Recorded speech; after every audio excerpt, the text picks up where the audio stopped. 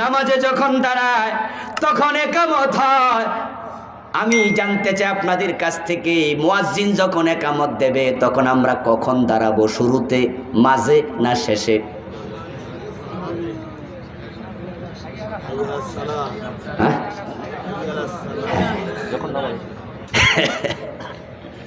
এইটা নিয়ে আমাদের দেশে দারুণ বিভ্রান্তি আছে।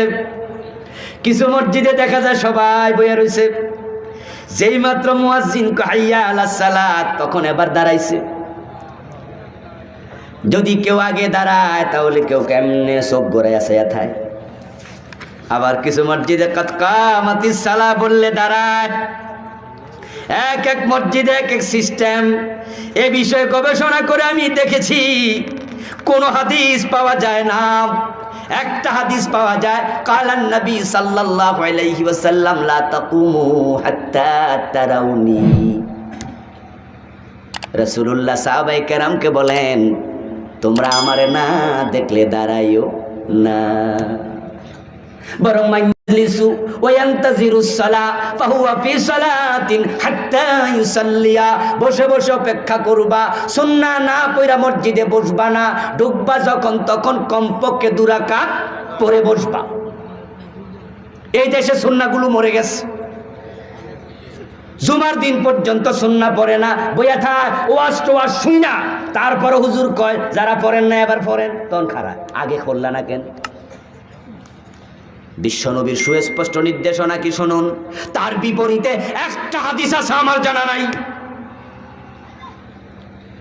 আল্লাহ হাবিবের বক্তব্য, ইজা দাখালা আহাদুকুমুল মসজিদ ফালা ইয়াজলিস হাত্তা ইউসাল্লিয়া।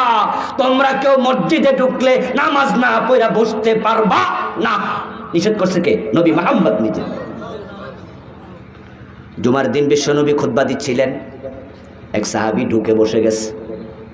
রাসূল তাকে প্রশ্ন করেন, খুতবার মাঝখানে রাসূল খুতবা দেয়া বন্ধ করে দিলেন। খুতবা দেয়া বন্ধ করে বিশ্বনবী বলেন, আসাল্লাইত, এ মিয়া নামাজ পড়ে বসছো? সাহাবী কয় না।